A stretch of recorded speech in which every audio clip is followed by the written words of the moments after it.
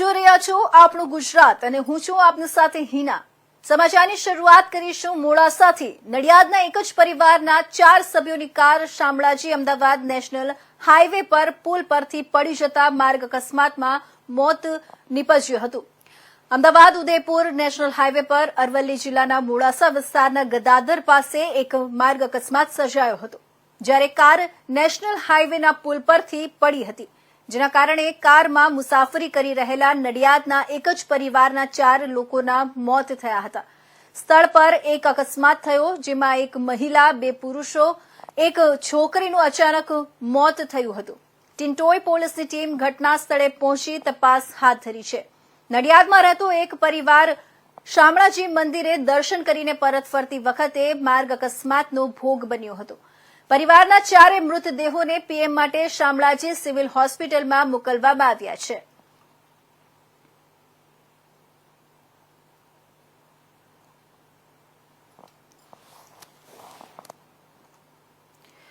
તો જનજાતિ ગૌરવ દિવસની ઉજવણીના ભાગરૂપે દેશભરમાં વિવિધ કાર્યક્રમો યોજાઈ રહ્યા છે, જેના ઉપલક્ષ્યમાં તાપી જિલ્લાના વડા મથક વ્યારા ખાતે પણ મંત્રી મુકેશ પટેલની ઉપસ્થિતિમાં આ કાર્યક્રમની રંગેચંગે ઉજવણી કરવામાં આવી હતી। ભગવાન બિરસા મુંડાની 150મી જન્મ જયંતિ નિમિત્તે દેશભરની સાથે ગુજરાત રાજ્યમાં પણ રંગેચંગે ઉજવણી થઈ રહી છે। તાપી જિલ્લાના વ્યારા ખાતે પણ રાજ્ય કક્ષાના વન પર્યાવરણ મંત્રી મુકેશ પટેલ, વ્યારાના ધારાસભ્ય સહિતના પદાધિકારીઓ અને અધિકારીઓની ઉપસ્થિતિમાં આ કાર્યક્રમ યોજાયો હતો। આ કાર્યક્રમ આજથી 27 દિવસ સુધી સબરીધામથી અંબાજી સુધી ચાલનાર છે। આ દરમિયાન લોક કલ્યાણની 20 વર્ષની ગાથા, આદિવાસી સંસ્કૃતિ અને વિરાસત, કળા કારીગરી, લોકલ ટુ ગ્લોબલ ઉદ્યોગ સાહસિકો, કારીગરોના કળાનું પ્રદર્શન જેવી વિવિધ પ્રવૃત્તિઓ આ દરમિયાન કરાશે। આ દરમિયાન જુદા જુદા સ્ટોલોનું નિરીક્ષણ અને વિકાસ રથનું પ્રસ્થાન મહાનુભાવો દ્વારા કરી આ દિનને યાદગાર દિન બનાવાશે।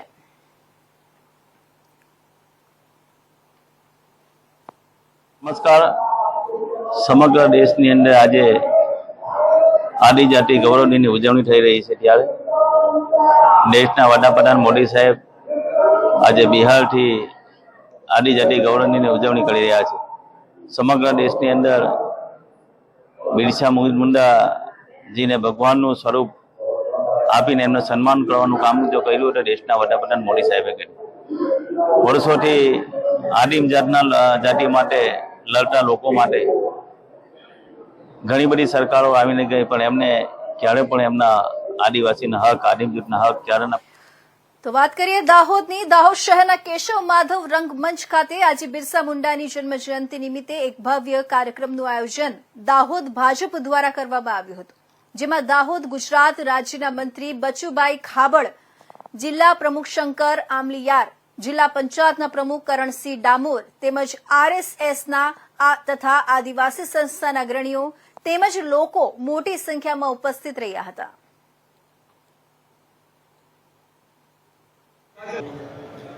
હંમેશા રહો નિજ ધામમાં, માતૃભૂમિ પર સ્વરાજ હોય, આ સંદેશો ભગવાન બિરસા મુંડાએ આપણને આપ્યો હતો। એમનું મન હંમેશા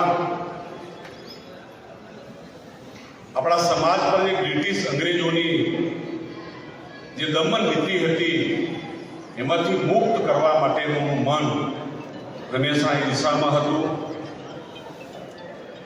મુંડા લોકો આપણા સમાજ જે રીતે અંગ્રેજો પરેશાન કરી રહ્યા હતા, હેરાન પરેશાન કરી રહ્યા હતા, એમાંથી મુક્તિ માટે એમની આગેવાનીની અંદર। તો વાત કરીએ જામનગરની। જામનગર ખાતે ગુરુદ્વારે ગુરુ સિંઘ સભામાં ગુરુ નાનકજીની 555મી જન્મ જયંતિ ધામધૂમથી મનાવવામાં આવી રહી છે। સેજ પાઠ સાહેબનો આરંભ કરવામાં આવ્યું હતું, જે આજે 15 નવેમ્બરના રોજ શેઠ પાઠજીની સમાપ્તિ કરવામાં આવી હતી। તે પછી શબ્દ કીર્તન, તે પછી ગુરુ કે લંગર મહાપ્રસાદનું પણ આયોજન કરવામાં આવ્યું હતું, જેમાં શીખ સમાજના ભાઈઓ બહેનો અને ધર્મપ્રેમી જનતા બહોળી સંખ્યામાં જોડાયા હતા। આખો વિશ્વ ગુરુ નાનક દેવજીની 555મી જન્મ જયંતિ ઉજવી રહી છે, ત્યારે ગુરુદ્વારમાં સેજ પાઠથી સમાપ્તિ કરવામાં આવી હતી। તે પછી ગંગાનગરથી વિશેષ સાહેબ ગગનદીપ સિંહજી શબ્દ કીર્તન કરવામાં આવ્યું હતું। ત્યારબાદ ગુરુ કા લંગર પ્રસાદીનું આયોજન કરવામાં આવ્યું હતું, જેમાં શીખ સમાજ અને સિંધી સમાજના લોકોએ ભાગ લીધો હતો.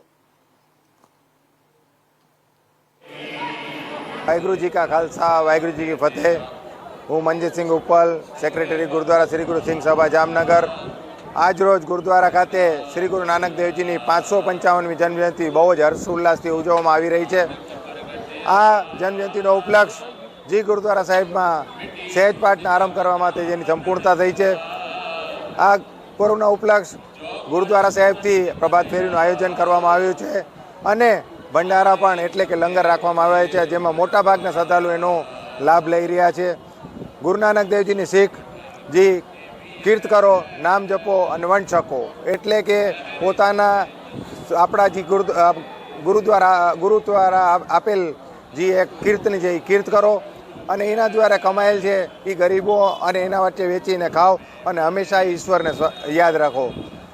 ગુરુ નાનકનો જે શીખ આજથી 555 વર્ષ પહેલાં જે શાંતિનો સંદેશ આપ્યો હતો, જેને આજ વિશ્વની ખૂબ જરૂર.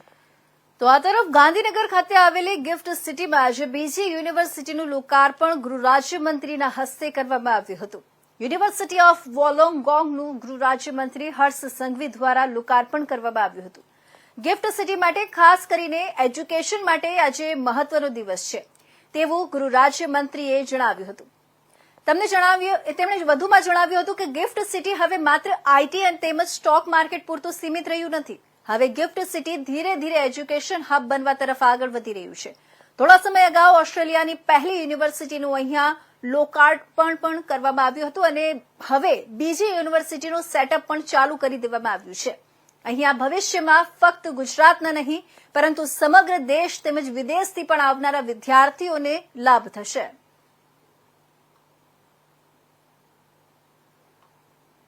સિટી ખાતે બીજી ઇન્ટરનેશનલ યુનિવર્સિટીનું લોકાર્પણ કરવામાં આવ્યું છે. વોલોંગોંગ યુનિવર્સિટી એ ઇન્ડિયાની જે ઇન્ટરનેશનલ યુનિવર્સિટીના રેન્કિંગ્સ આપવામાં આવે છે એમાં 3જા નંબરની યુનિવર્સિટી છે. ગિફ્ટ સિટી માટે ખાસ કરીને એજ્યુકેશન સેક્ટર માટે આજનો દિવસ એક ખૂબ મહત્વનો છે. ગિફ્ટ સિટી હવે માત્ર ફિનટેક, આઈટી અને ફાઇનાન્શિયલ હબ નહીં પરંતુ ઇન્ટરનેશનલ એજ્યુકેશન હબ બી બનતું જઈ રહ્યું છે. થોડા સમય અગાઉ જ ઓસ્ટ્રેલિયાની પહેલી યુનિવર્સિટી અહીંયા લોકાર્પણ કરવામાં. તો હવે વાત કરીએ રાજકોટની. હવાલા લેવાનું માફિયાઓનું હતું, પણ હવે તો હવાલા લેવાનું કામ જેને રાજકોટ પોલીસે લીધું હોય તેવું લાગી રહ્યું છે. કારણ કે થોડા વર્ષ પહેલા જ એક હવાલા કાંડ રાજકોટમાં થયું હતું, જે બાદ પોલીસ કક્ષના ઉચ્ચ પોલીસ અધિકારીઓ તેમજ પીઆઈ, પીએસઆઈ અને પોલીસ કોન્સ્ટેબલ સહિતના લોકોને બદલી તેમજ ફરજ મુક્ત કરવા સુધીના પગલાં લેવામાં આવ્યા હતા. તો આ તકે રાજકોટ પોલીસના એ ડિવિઝન પોલીસ દ્વારા હવાલાનો દોર યથાવત રાખ્યો હતો, જેના ભાગરૂપે એક વૃદ્ધે પોતાનો જીવ ગુમાવવાનો વારો આવ્યો હતો. તો ઘટના કંઈક એવી હતી કે દિવાળીના પર્વ પહેલા રાજકોટના એ ડિવિઝન પોલીસમાં વિવેક ભુવા નામના સોની વેપારી દ્વારા હિરેન આડેસરા નામના સોનાના કારીગર પર સોનાની ચોરી હોવાની અરજી કરવામાં આવી હતી. જે બાદ એ ડિવિઝન પોલીસના કિશન આહિર નામના પોલીસ સ્ટાફ દ્વારા સોનાના કારીગર હિરેન આડેસરા પોલીસ સ્ટેશન ખાતે બોલાવી પૂછતાછ કરવામાં આવી હતી, જેમાં યુવકને હિરેને 3rd ડિગ્રી જેવો માર મારવામાં આવ્યો હતો અને સોનું પાછું લઈ લેવામાં આવ્યું હતું.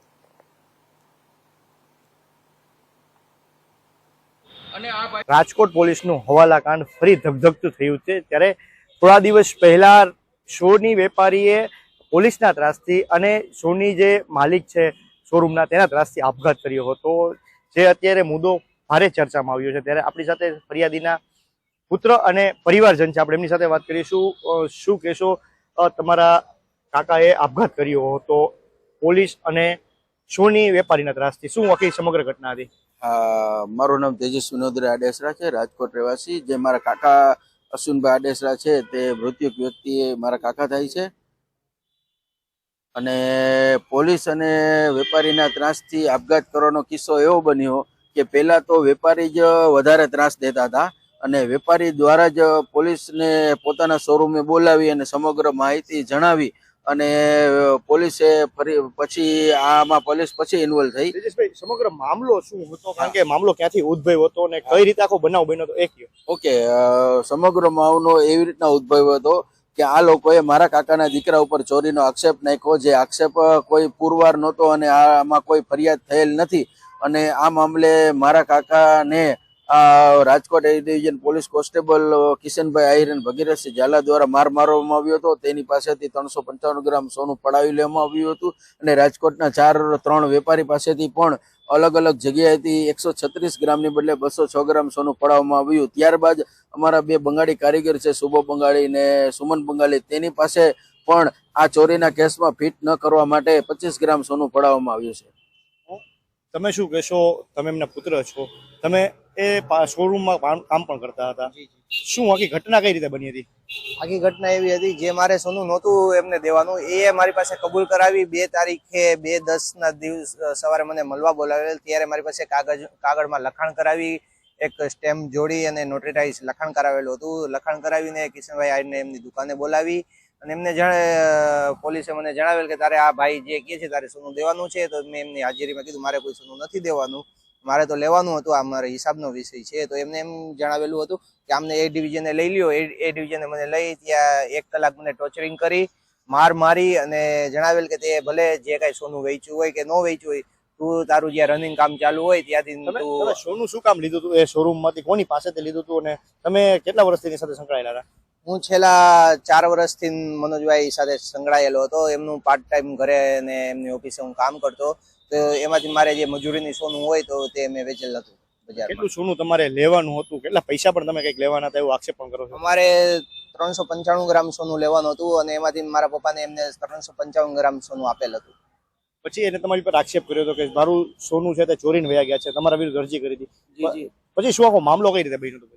પછી મને એમને 2/10 મને મળવા બોલાવેલ હતા. ત્યારે એમને એમ કહેલું હતું કે ભલે જે થઈ ગયું તે થઈ ગયું છે, આપણે જે આગળ આપણે કામ કરવાનું છે એના માટે અમારે સિક્યુરિટી માટે તું મને એક સાદા કાગળમાં લખાણ કરી આપ, પછી આપણે કામ આગળ ચાલુ કરીશું ને જે કાંઈ હિસાબ હશે તે આપણે સુલટાવી નાખશું. કોના દ્વારા આ પ્રેશર કરવામાં આવતું હતું? કારણ કે શોરૂમના ક્યાં માલિક હતા જે પોલીસને કે પ્રેશર કરતા હતા અને આરોપીને આમાં જે ભાઈ છે એમને મળવા માટે મજબૂર કરેલા છે?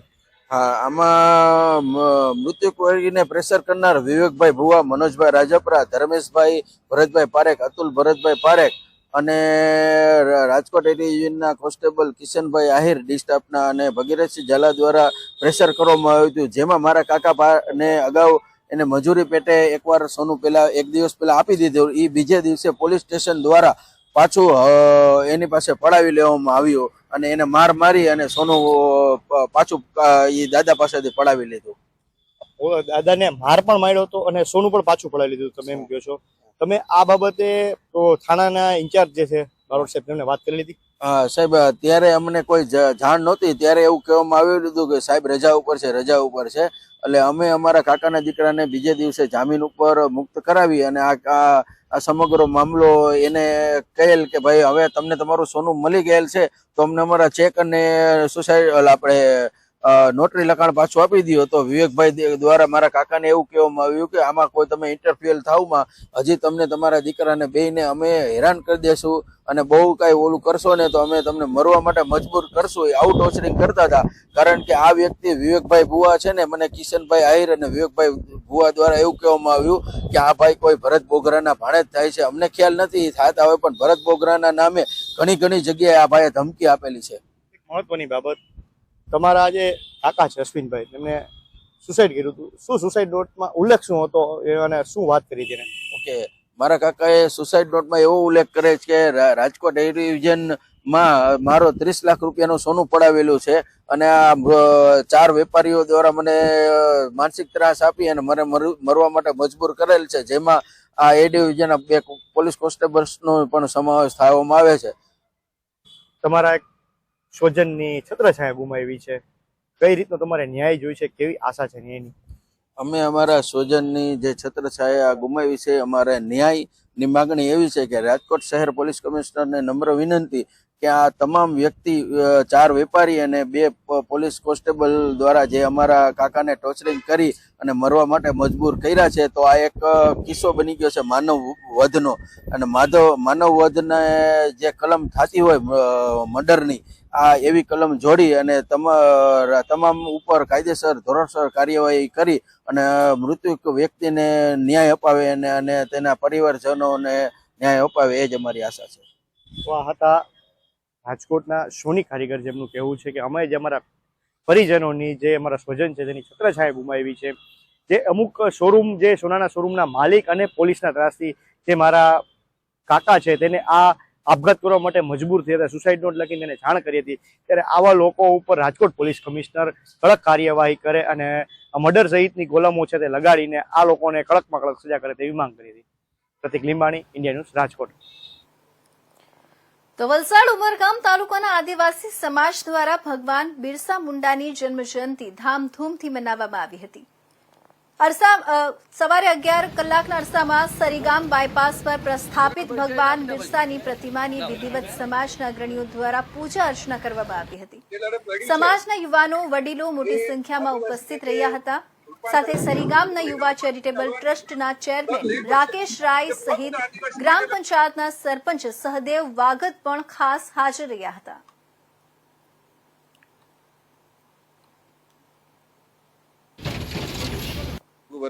સૌને જોહાર, જય આદિવાસી. આજે બિરસા મુંડાની જયંતિના દિવસે ઉપસ્થિત અહીંયા રહી સરીગામ બાયપાસ ઉપર અમે જે ઉજવણી કરી છે એનો મેઇન મુદ્દો છે જલ જંગલ જમીન બચાવવાનો. જે બિરસા મુંડાએ પોતાની જન્મથી લઈને એમના મરણ 25 વર્ષમાં જે એમને જે લડત કરી છે એના ઉપર અમે જાગૃત કરવા માટે લોકોને અહીંયા આવ્યા છે. ને આ સમજવાનું છે કે આ ફક્ત લડત આદિવાસી નથી, એ લડત કોઈ જાતિ ને ધર્મની નથી. એ લડત બિરસા મુંડાએ ઉચેકી હતી જલ જંગલ જમીનને. એ જલ જંગલ જમીન આપણા અહીંયાનું છે ને આપણું વાતાવરણ છે, આપણે બચાવવું પડશે. ને જાતિ ધર્મ છોડી બધા જ સમાજે આ લડત બિરસા મુંડાની વિચારધારા પર આપણે ઉચકવું પડશે. બિરસા મુંડાજીએ એની લડત ઉપર 1935ના ગવર્મેન્ટ ઓફ ઇન્ડિયા એક્ટ એમાં ચોખ્ખું લખેલું હતું કે tribal area means they are not under British India. 1935ના સંવિધાનમાં આ લખેલું જ છે, ગવર્મેન્ટ ઓફ ઇન્ડિયા પણ લખેલું છે. એટલે આ સીધી વાત સમજમાં આવે છે કે આદિવાસીઓને તે સમય પણ આઝાદી હતી જલ જંગલ જમીનની. તો હમણાં કેમ નથી? હમણાં કેમ અમારું અહીંયાનું વાતાવરણ બગડે છે? કેમ અમારું પાણી બગડે છે? કેમ અમારી જમીન બગડે છે? કેમ અમારી સંસ્કૃતિ બગડે છે? એટલે એ બિરસા મુંડાની લડતને અમે અહીંયા ઉમરગામમાં ચલાવશું. બધાને સૌ. પાલનપુર સદભાવના ગ્રુપ ટ્રસ્ટ દ્વારા દેવ દિવાળીના દિવસે કઢી ખીચડી રથનો પ્રારંભ કરવામાં આવ્યો છે. આ રથ 365 દિવસ શહેરમાં ફરી જરૂરિયાતમંદ લોકોને પૌષ્ટિક આહાર પૂરો પાડશે. તેમજ 60 યુવાનોની ટીમ છે, જેમાંથી દરરોજના 2 યુવાનો આ રથમાં શ્રમદાન કરશે. પાલનપુરના સદભાવના ગ્રુપ ટ્રસ્ટના ચેરમેન હરેશભાઈ ચૌધરી દ્વારા પાલનપુરના જરૂરિયાતમંદ લોકોને પૌષ્ટિક આહાર એટલે કે કઢી ખીચડીનું ભોજન મળી રહે અને કોઈક વ્યક્તિ ભૂખ્યો ન રહે તેવા હેતુથી કઢી ખીચડીના ભોજન રથનું દેવ દિવાળીના દિવસે સર્કલ પાસે આવેલું વડીલ વિશ્રાંતિ ગૃહથી પ્રારંભ કરવામાં આવ્યો છે, જેમાં રથ 365 દિવસ શહેરમાં ફરી જરૂરિયાતમંદ લોકોને ભોજન પૂરું પાડશે. ખાસ આમાં યુવાનો પણ પોતાના શ્રમદાન કરી 60 યુવાનોની ટીમ તૈયાર કરવામાં આવી છે અને આ ટીમના 2 મેમ્બરો રોજ આ રથમાં સેવા આપી શ્રમદાન પૂરું પાડશે. આ પ્રસંગે પાલનપુર નગરપાલિકાના પ્રમુખ ચિમનલાલ સોલંકી, ઉપપ્રમુખ નાગજીભાઈ દેસાઈ, શહેર યુવા પ્રમુખ જીગરભાઈ માળી, હિતેશભાઈ ચૌધરી, રવિ સોની સહિત યુવાનો અને વડીલ વિશ્રાંતિ ગૃહના ટ્રસ્ટીઓ અને સ્ટાફ હાજર રહ્યા હતા.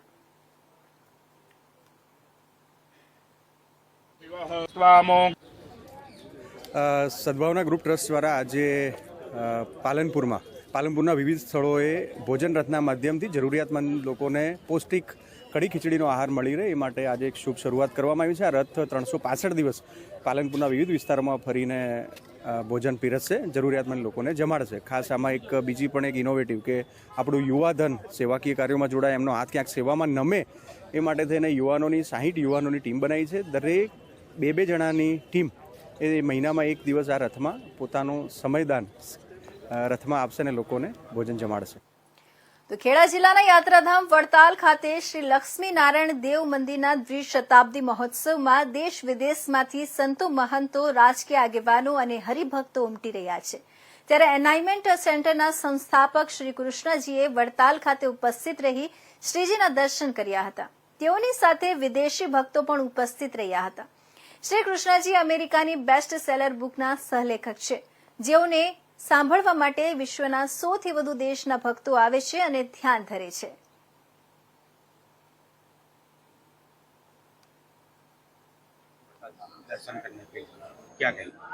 आज मुझे बहुत खुश है कि मैं इधर प्रेजेंट हूँ. I am here because it is a very very special day in Bhagwan Swaminarayan's organization, and it's the day 13th. Today is the actual 200th year anniversary, and I feel very blessed. And looking at the organization and looking at the history here, I am so moved that a true organization with such beautiful teachings and wisdom and power which has transformed millions of people's lives in this country and the world, that is why it has existed for so many years. So I am very blessed and happy to be here, and I am more than extremely touched by the love, simplicity and the beauty of all the people here, all the Swamijis present here. Such love and respect, so I am very moved. आज अपने स्वामी जी का तो एक very special experience है मेरे लिए, क्योंकि जब भी ऐसा एक्सपीरियंस होता है आपका हार्ट खुल जाता है, बहुत कनेक्ट हो जाता है. तो मेरे लिए बहुत स्पेशल एक्सपीरियंस है, और मैंने जब मंदिर में स्वामीनारायण जी का दर्शन लिया मैं बहुत कनेक्ट हुआ. तो I am feeling very very blessed and very nice. It's a very special moment for me. તો જામનગર જિલ્લાનું સૌથી મોટું ગણાતું હાપા માર્કેટિંગ યાર્ડ મગફળી, લસણ અને જીરુના ભાવને લઈને હંમેશા ચર્ચામાં રહે છે. હાલ મગફળીના ભાવમાં આંશિક ઘટાડો નોંધાઈ રહ્યો છે. બીજી બાજુ લસણના ભાવને લઈ ખેડૂતો લસણ વેચવા તરફ આકર્ષાયા છે, જેમાં લસણના ભાવ 3500 રૂપિયાથી લઈ 6000 રૂપિયા જેવા બોલાઈ રહ્યા છે. જામનગર એપીએમસી ખાતે કપાસ, લસણ અને મગફળી સહિતની જળસીઓની વિપુલ માત્રામાં આવક શરૂ થઈ છે. હાલારમાં ચાલુ વર્ષે ખરીફ પાક ખૂબ સારો ઉતર્યો છે અને હાલ જામનગરના હાપા યાર્ડમાં મગફળી, લસણ અને ખાસ તો કપાસની મબલક આવકો થઈ રહી છે, જેમાં ખાસ હાલ લસણને લઈ બજાર ગરમ જોવા મળી રહ્યું છે. હાલ માર્કેટ યાર્ડમાં ખેડૂતોને લસણનો ભાવ છેલ્લા 3 વર્ષ બાદ વધુ મળી રહ્યા છે. ખેડૂતો હોંશે તેમનું લસણ લઈને જામનગર યાર્ડમાં વેચાણ અર્થે આવી રહ્યા છે. જામનગરના હાપા યાર્ડમાં ગત વર્ષે લસણની આવક 1,40,000 ક્વિન્ટલ નોંધાઈ હતી. તેની સામે ચાલુ વર્ષે લસણમાં 50,000 ક્વિન્ટલની આવક નોંધાઈ છે. ગત વર્ષે 20 કિલોનો નીચો ભાવ 500 થી ઊંચો ભાવ 2,250 હતો, જેની સામે આ વર્ષે 20 કિલો લસણના ભાવ નીચામાં 2500 થી લઈ ઊંચામાં 6,000 ભાવ નોંધાયા છે. હાલ જામનગર યાર્ડમાં લસણ જામનગર, હળવદ, અમરેલી, ગોંડલ, રાજકોટ સહિત અન્ય સ્ટેટમાંથી પણ આવક ચાલુ છે. ઓછા ઉત્પાદનને કારણે ભાવ વધુ મળતા ખેડૂતોમાં ખુશી વ્યાપી છે. ચાલુ વર્ષે જામનગર સાથે અન્ય જગ્યાએ પણ લસણનું વાવેતર ખૂબ જ જોવા મળ્યું છે.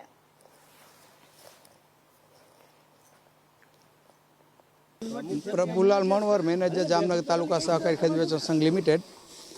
આજરોજ તારીખ 14/11/2024ના રોજ ટેકાના ભાવે મગફળીની ખરીદી Jamnagar marketing yard Hapa centre ઉપરથી ચાલુ કરવામાં આવેલ છે.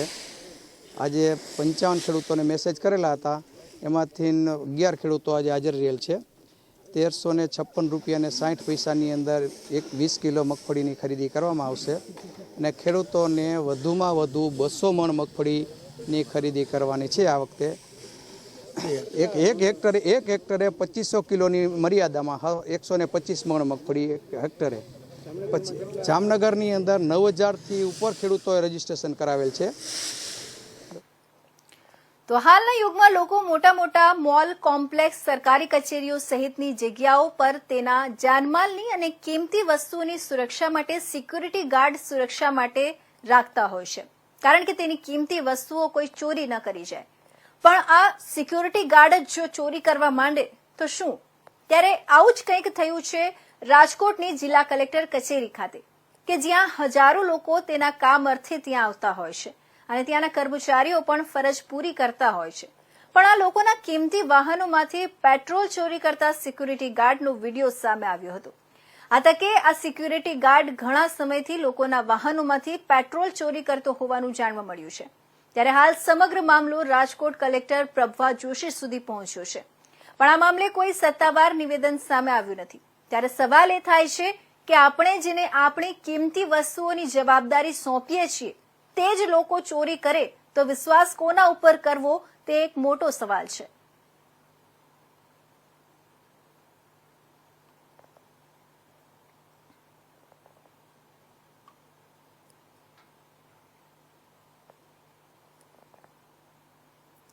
તો અત્યારના હાલના સમાચારમાં બસ આટલું જ. નવા સમાચાર સાથે ફરી મળીશું.